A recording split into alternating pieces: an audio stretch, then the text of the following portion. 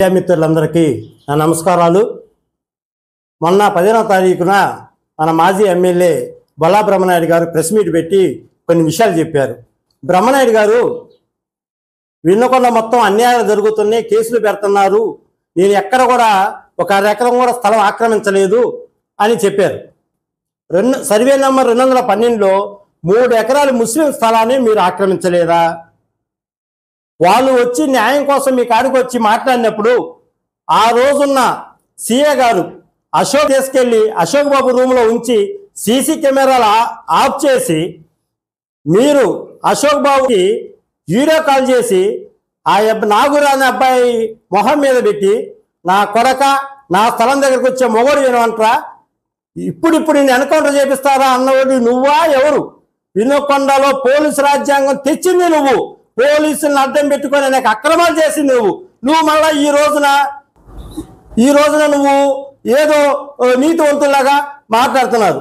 అదే కాదు, మీరు 2019లో మక్కెన గారు మీ పార్టీలో చేరి మీ గెలుపు కోసం ఎంతో కష్టపడ్డారు.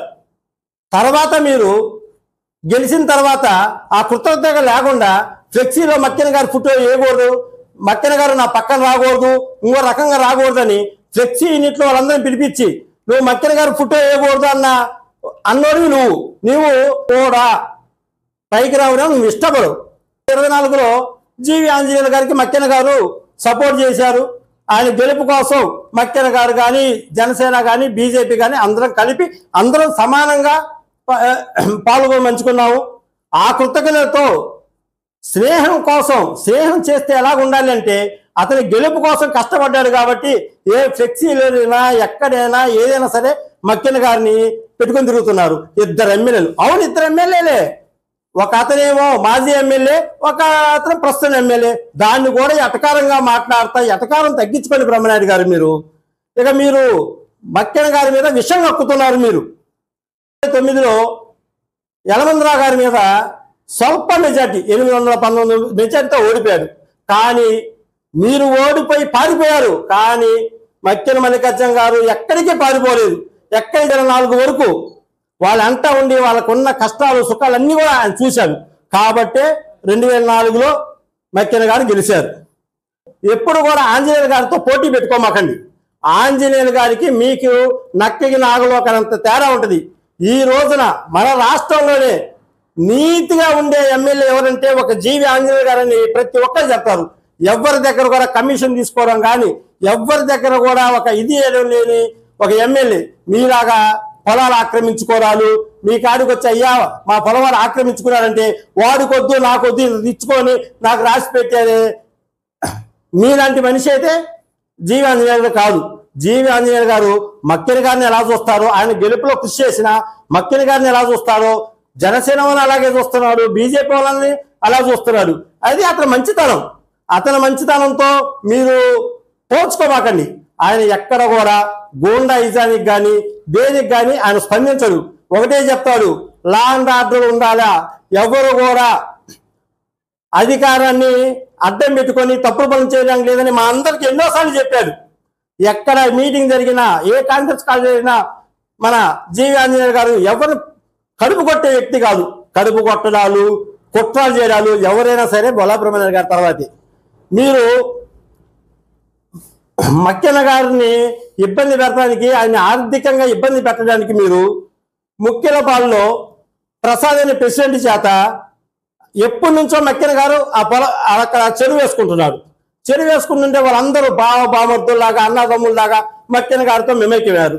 అలాంటి మక్కెన గారికి ఆ చెరువు వద్దని ప్రెసిడెంట్ ప్రసాద్ నువ్వు లొంగ తీసుకొని అతని చేత ఆ చెరువు అతను కాకుండా ప్రసాద్ చేత వేయించుకున్నావు, బాగానే ఉంది. తర్వాత పట్టే టయానికి చెరువు పట్టి దాదాపు ₹1 సరుకుంటే చెరువు పట్టే టయానికి ఆ ప్రసాద్ అనే వ్యక్తి జనసేనలో చేరుతున్నారని తెలుసుకొని ఆ చేపలు పట్టకుండా అంటే ₹1 లాస్ చేయాలన్నావు. నీ ఉద్దేశం వినుకొండలో ఎవరు కూడా రూపాయి సంపాదించుకోకూడదు, చేపలు ఏమంది నువ్వే, చేపలు పట్టకుండా అడ్డుకుంది నువ్వే. నీలాంటి వినుకొండ నియోజకవర్గం రాకూడదని జనసేన తరపున కోరుకుంటున్నాం. నీ మొత్తం కుట్రాలే తప్పితే ఆంజనేయులు గారు ఉదయం 10ంటికి వచ్చి నైట్ 2 దాకా కార్యకర్తలతో ఇప్పటికి కూడా కార్యకర్తల అందరూ అయిపోయేదాకా ప్రతి ఒక్కరితో నువ్వు ఎవరితోనో మాట్లాడావా బ్రహ్మనాయుడు గారు? నువ్వు ఎప్పుడైనా ఎవరితోనో మాట్లాడావా? అసలు మీకు ఆంజనేయులు గారికి కొంత వద్దు, మీరు ఆంజనేయ గారి ముందర దేంట్లో పనికిరాదు. మీరు ముందర ముఖ్యంగా మన మక్కెన మల్లికార్జునరావు గారు ఉన్నారు. మక్కెన మల్లికార్జునరావు గారు 2004లో ఎమ్మెల్యేగా గెలిచిన తర్వాత ఏనుగుపాలెం బ్రిడ్జి కట్టించాడు.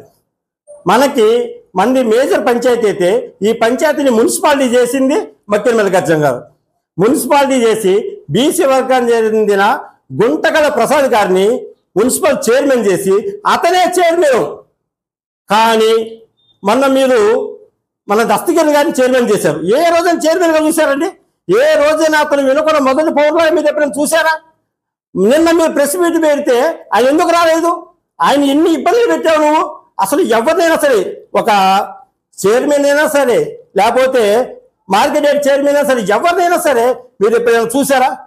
ముఖ్యంగా మన ఈ మధ్య ఎక్కడో కాపులకి ఏదో చేశాను, ఏదో చెందాను అన్నారంట. ఏం చేశారు మీరు కాపులకి చెప్పండి? కాపులకి 2004లో మక్కెన మల్లికార్జునరావు గారు చంద్రా నారాయణ గారిని జెడ్పీటీసీ చేశారు. తర్వాత 2014లో జీవి ఆంజనేయ గారు మాధవి రంజిని మార్కెట్ యార్డ్ చేశారు. మీరేం చేశారు? రాయల్ని మీ రాజకీయం పైకి రావడానికి ఉపయోగపడ్డ చిరంజీవి గారిని మోసం చేశారు. మీరు ఆ రోజున చిరంజీవి గారు మీ మీద నమ్మకంతో రైతు రాజ్యం అధ్యక్షుడు అందరూ వద్దంటున్నా కానీ మీకు ఇచ్చారు. మీకు వెన్నపోస మీ దగ్గర అమ్ముడు పోవట్లేదని ఆదికేశవ నాయుడు గారు అప్పుడు తిరుపతి దేవస్థానంలో చైర్మన్గా ఉంటే అతనికి చేపించి మీకాడ ఎంతో లాభం చేకూర్చారు. కానీ తర్వాత మీరు తెన్నింటి వాసాలను లెక్క పెట్టినట్టు మెగా ఫ్యామిలీని చాలా విధంగా తిట్టారు మీరు. ఇక బొల్లా బ్రహ్మనాయుడు గారు ఈ కేసులు పెడుతున్నారు, ఆ కేసులు పెడుతున్నారు. పోలీసు వ్యవస్థని వినుకొండలో నాశనం చేసింది ఎవరంటే బొల్లా బ్రహ్మనాయుడు గారు. ఇక్కడ మతాలని చేసింది ఎవరంటే బొల్లా బ్రహ్మనాయుడు గారు.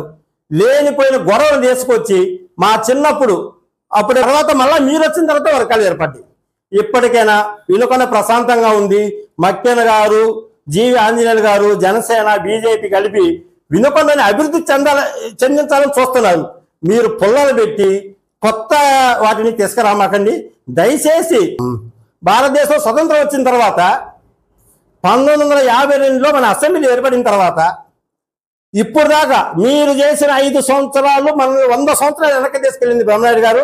మీలాంటి పరిపాలన ప్రజలు ఎవరు కోరుకోవట్లేదు. మీకు ప్రశాంతంగా విశ్రాంతి ఇచ్చారు. మీరు ఇళ్లలో కూర్చోండి. మిమ్మల్ని నమ్ముకున్న కార్యకర్తలను కూడా వదిలేశారు. మీరు మళ్ళా ఇక్కడికి వచ్చి ఏదో వచ్చాను మైకులో మాట్లాడమాకండి. ఇప్పటికైనా మీరు కొన్ని తెలుసుకొని మీ రౌడీజాన్ని పూర్తిగా నిర్మూలించడానికి జీవి ఆంజనేయులు గారు కంకణం కట్టుకొని ఉన్నారు. వినుకొండలో గంజాయి లేకుండా, బెల్ట్ షాపులు లేకుండా చేయడానికి జీవి ఆంజనేయులు కంకణం కట్టుకొని ఉన్నారు. మీరు కొంచెం తగ్గించి మాట్లాడితే బాగుంటుందని కోరుకుంటున్నాం.